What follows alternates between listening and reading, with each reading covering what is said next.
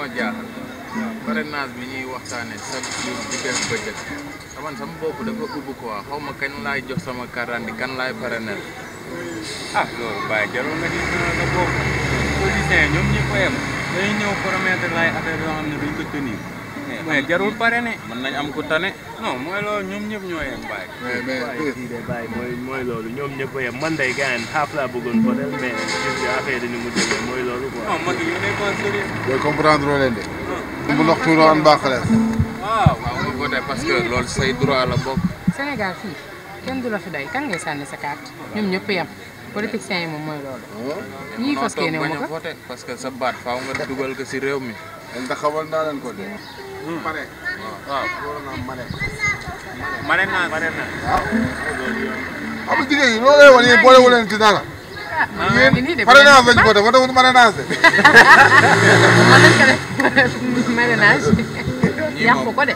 ñii moom président da leen di bëmax rek di leen xoy ay affaire ñu yaakaar ne ñu ngi si te newuñu si. ah mais xam nañ fi ñuy teg suñu tànk de. yéen sérieux xam nañ fi ñuy teg suñu tànk jamono jii boo xamul fooy teg sa tànk ci pax. sa tànk rek jamono yi tegoo fenn fu ci karo yi. non teguma ko ci karo yi de li may wax dama ko xam de. ah baax na. en tout cas daal Sénégal jot na.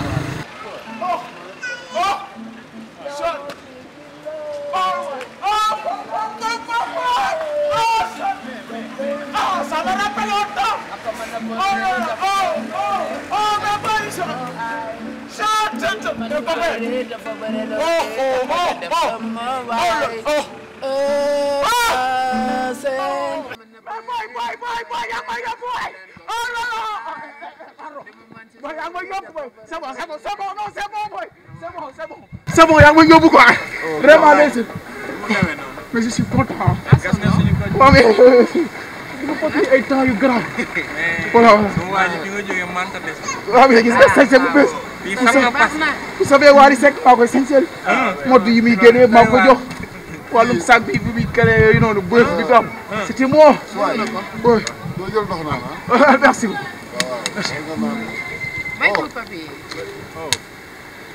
Vraiment merci les gens.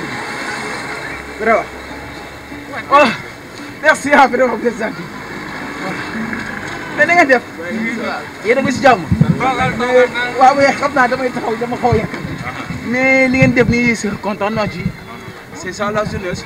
te booy méta sa affaire dafa carrément mais booy dama lay produire yow. dama lay produire baay. dama lay produire bu tënkal parce que fi ñu ko teg foofu noonu. nañ ko tax mais bu leelu weesoo j'espère que am ngeen ay carte. waaw am nañu ay 40. oh yooyu xam ngeen ne. loolu la ramassol. non tout sauf ça affaire parrainage ci lañ ne. parrainage yi parrainage. président damay tegale ay costume quoi mais day am clip ci biir. ok mais ma ngeen ma may ma toog s'il vous plaît.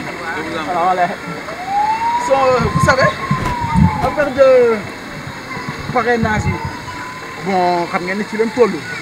bon man dañ ma délégué fii au niveau de la ou bien de la banlieue. ça dépend de l'article bu fekkee góor a ko utilisé ou pas. yow mii lañ délégué. oui c'est moi donc ma gis leen vous êtes des jeunes dynamiques qui ont de l'avenir. réew jeunesse moo ko yor pour dire la vérité. pardon opposition nga wala état. non moi je suis dans le milieu. de toute façon je suis pas opposition ni pouvoir mais je suis dans le milieu. voilà je suis dans le milieu. ok parfait voilà. bon moo tax moo bëgg affaire yi am changement ñu indi beneen nouveau politique bon moo tax banlieue bi ma bëgg parrainer gars yi fii pour affaire yi changer télé yi dama ko bëgg ñu changer ko def ko ay télé virtuel gars yi di daw di am connexion mën ngeen a ñëw ngeen parrainer ma si vous voulez ngeen marrainer ma y a pas de problème. mën na nekk. oui parce que fi mu nekk nii je vois. Je pense que c'est comme ça. Voilà, c'est ici, exactement. Bon, vous savez gis nga ci xar yi ci mouton yi laa jógee ak bëy yi.